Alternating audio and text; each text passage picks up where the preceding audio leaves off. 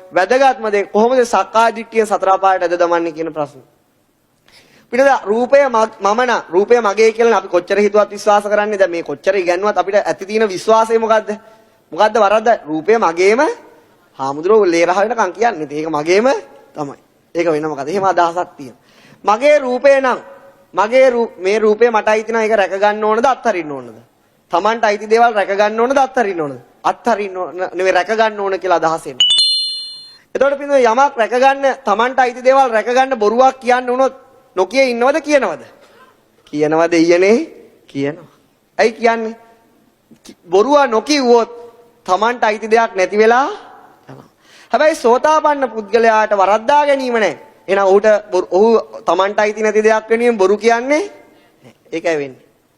ඒකයි ප්‍රශ්නේ පිළිගන්න. හදිස්සියෙන් හරි කියවුනොත් ඔහුට අග්ගාලා ඔහුට මතක් වෙනවා මොකද්ද? මේ Tamanට අයිති දෙයකට නැති දෙයකට තමයි මේ දේ කිව්වේ. දැන් අපි බොරු කියනවා. අපිට මතක් වෙනවා බොරු කිව්වා කියලා. අයි නිවැරදි වෙනවද? හාපෝ තියෙන සේවරම දේවල් ඉවරයි. ඇයි Tamanට අයිති දෙයක් තියෙයි කියලා හිතෙනවා. අන්න ඒකයි තියෙන අදහස පින්නතුනි. ඒ නිසා බොරුව කියන්නේ දරපතල අකුසලයක්. කොහාටද ඇදෙන්නේ? සතර අපාය. ශරීරය Tamanගේ. එහෙනම් මේ ශරීරයට කවුරු හරි ගැහුවොත් ඔහුට අපි පෙරලා ගහන්න ඕනද නැද්ද? ගහන්න බැරි නම් මරලා හරි මගේ ශරීරය තියාගන්න ඕන. සෝතාපන්න පුද්ගලයාට අදහස තියෙන්නේ මේ ආහාර හේතු වෙනුයි ශරීරයේ තියෙන්නේ. ඒකෙත් මම මගේ ආත්මය කියලා දෙයක් නෑ. ඒ නිසා ඔහුට පරිස්සම් කරන්න 아무තු දෙයක්. ඒ නිසා ඔහුට සත්ත්ව ඝාතනය නිකම්ම වළකින්න පුළුවන්. ඉතින් රූපය මම මගේ ආත්මයයි කියලා හිතනකොට මේක රැක ගන්න පස්පවුම කඩන්න උනොත් කඩනවද නැද්ද? කඩනවා පිළිතුර ඕන කෙනෙක් කඩනවා. කඩන්න උනොත් කඩනවා. නැත්තම් කඩන්නේ? දැන් කඩන්නේ නැත්තම් කඩන්නේ මොකටද? නිකන් රැකිලා තියෙනවා නම් කඩන්න දෙයක්. මේක රැක ගැනීමේ යම් අවස්ථාව බරපතල අරගලයක් හටගත්තොත් 31 වෙනි ව්‍යවස්ථා සංශෝධනය නෙවෙයි 100 වෙනි සංශෝධනය ගෙනාලා හරි මේ පස්පවුම ටික කඩනවා පිළිතුර. ඒක ධර්මතාවයක් වශයෙන් නිකම්ම සිද්ධ වෙන දෙයක්. අපි සමහර දේවල් බොරු කියන්නේ එකට කියන්න දෙයක් නැති නිසා. ඔව් බරපතලව මේක බේරා ගන්න තැනක් આવොත් ඒ වෙලාවට නම් ඒ කියවෙන්නේ ඇයි? මේ පහ තමන්ගේ කියලා හිතන. නමුත් සෝතාපන්න පුද්ගලයාට එහෙම අදහසක් නැහැ. ඌට තියෙන්නේ මේ හේතු ප්‍රත්‍ය වැටහෙනවා. ඌට ධම්මැස තියෙනවා.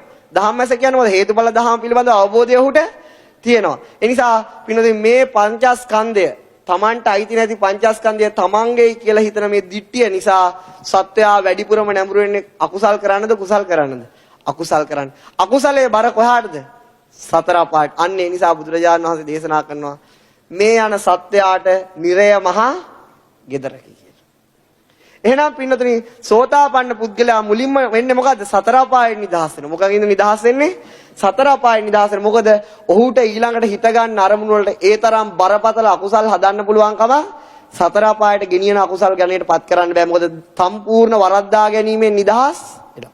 නිසා බුදුරජාණන් වහන්සේ දේශනා කරන යමෙක් යම් මොහතක සක්කාය දිට්ඨිය ප්‍රහාණය කරා නම් ඔහු ඒ අවස්ථාවේම සතර අපායෙන් නිදහස් වෙනවා.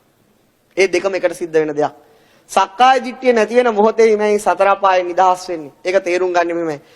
ඉර පායන මොහොතේමයි ආලෝකය ඇති වෙන්නේ. ඉර පායන මොහොතේම ආලෝකය ඇති වෙනවා. ඒතකොට පිළිදේ ඉර පෑවුවට පස්සේ ආලෝකය එනව නෙවෙයි අන්ධකාරය නැති වෙනව නෙවෙයි. අන්ධකාරය නැති වෙන්නේ ඉර පායන මොහොතේමයි. මේ දෙකම අන්ධකාරය නැති වෙන්නේ ආලෝකය උදා වෙන්නේ දෙකම එකට. ඒ වගේ තමයි කෙනෙක් මේ බරපතල වරද්දා ගැනීමෙන් නැති වෙන තැනම සංසාරික දුක් විඳින සතර අපා ගමන නිදහස් දෙකම එක මොහොතේ සිද්ධ වෙනවා. ඒක මහා පුදුම වාසනාවක්. ඔබට තාමත් මේ සතර අපා බය තේරෙන්නේ නැත්තම් මම මගේ ආත්මය කියලා දිග දිගට හිතාගෙන යනවා. දැන් මේ පින්නතුන්ට කිව්වේ මොකක්ද? ලෝභය අත්තරින්න නෙවෙයි. ද්වේෂය අත්තරින්න. දැන් මේ පින්නතුන්ට මොකද්ද කිව්වේ? වරද්දා ගැනීමෙන් ඉස්සෙල්ලා නිදහස් වෙන්න ඕන. ඉස්සෙල්ලා ලෝභ දේශ වලින් නිදහස් වෙන්න නෙවෙයි try කරන්න ඕන. මොකද්ද? වරද්දා ගැනීමෙන් නිදහස් වෙන්න තමයි try. මොකද මේ වරද්දා ගැනීම නිසා තමයි මේ සංසාර ගමන ක්‍රියාත්මක වෙන්නේ. බුදුරජාණන් වහන්සේ දේශනා කරා බලු පැටියෙක් ඉන්නවා කියනවා. බලු කුක්කේ. ඒ බලු කුක්ක දම්වැලක බැඳලා තියෙන්නේ. ඒ කුළු බක්කා දම්වැලක බැඳලා තියෙන්නේ. එතකොට පින්නතුන් මොකද්ද? ඒ බලු කුක්ක මේ බලු කුක්කට යන්න පුළුවන් කොච්චර ප්‍රමාණයටද? දම්වැලේ ප්‍රමාණයට විතරයි. දම්වැලේ දිගට එහා උහුට අඩියක්වත් තියන්න පුළුවන් කම නැහැ. එතකොට පින්න උහුට උඩ පනින්න පුළුවන් කොයි ප්‍රමාණයටද? දම්වැලේ. පොළොව යටට ගියොත් යන්න පුළුවන් හාරුව. දම්වැලේ දිගට හාර ගන්න පුළුවන් ඊට එහාට යන්න පුළුවන් කම නැහැ. එහෙනම් ඒ බැඳපු බලු කුක්කට දම්වැලේ එහාට කිසිම ගමනක් නැහැ. අපිත් බලු කුක්කෝ තමයි සංසාරේ. අපි බැඳලා තියෙන්නේ මොන දම්වැලෙන්ද? සක්කාය දිට්ඨිය කියන දංගලෙන් අපිට මේ ලෝක වලින් එහාට ගමනක් සක්කාය දිට්ඨිය කඩපු ගමන් මොකද එහෙනම් කඩන්නේ? දංගල කඩනවා. දංගල කඩපු ගමම සර්කල් එකෙන් පිටට අන්න ඒ අවස්ථාව තමයි ලෝකයෙන් එතර වුණා කියන්නේ ලෝකෝත්තරයි. ලෝකයෙන් එතර වුණා.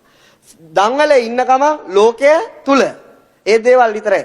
දංගල කැඩින මොහොතේම ලෝකයෙන් එතරට පණිනවා. පැන්නත් තාම අර ලෝකෙට ආසාවක් තියෙනවා. ඒ නිසා ඒ ආසාව ගෙවා ගන්න ටික කාලයක් යනවා. ටික කාලයක් යනවා. සමහර අය රහතන් වහන්සේලා ඊළඟ ෂණේ කීපෙම උදා කරගන්න. සමහර අයට රහත් වෙන්න ටික කාලයක් යනවා. එනමුත් අනිවාර්යයෙන්ම රහත් වෙනවා. ඒකයි නතර කරන්න කාටවත් පුළුවන් කම නැහැ. කඩ දංගල කඩලා එලව බලලා ඉවරයි. ඒ නිසා අපිට එලව බලා ගන්න නැහැ මුලින්ම ඕන. මුලින්ම එලවට යන්න නෙවෙයි ඕන. මොකද එලව බලා ගන්න. එලව මොන වගේද කියලා. එලව බලා ගන්න බෑ. දංගල තියෙන අනිවාර්යයෙන්ම දංගල කඩන්න ඕන. දංගල තමයි මොකද්ද? සක්කාය. ඒක වචනයක් නෙවෙයි. ඒ වචනේ දවස් 30 මේ ඉගෙන ගන්න මොහොත 30ත් මේ ඉගෙන ගන්නේ කවුද? මම. නිදාගන්නේ කවුද? අනේ දෙයියනේ ඒත් එනව නේද? අන්න පින දෙය නිසා මම කියන ওই අදහස නැති වෙනකන් අර සත්‍ය හිතන්න ඕන. මේ හිතන කොටත් ඒත් එනවා. ඒත් මේ ඉදිරියට මේ සක්කාය දිට්ඨියෙන් නිදහස් වෙන බුදුරජාණන් වහන්සේ සාරිපුත්ත මහ රහතන් වහන්සේගේ දේශනා විදර්ශනාත්මක දේශනා පින්නතුන් උගන්වනවා. ඉතින් මේ පින්නතුන් අද විශාල භාගයක් ඇති උනේ. හේතුව එකක් තමයි අපි සක්කාය දිට්ඨිය කියලා මුළු ජීවිත කාලෙම අහනවා. හැබැයි කවුරුවත් ඇහුවොත් ඕක තේරුම දන්නේ කීයෙන් කී දෙනා. දන්න කෙනාත් හරියට තේරුම් අරගෙන නැහැ.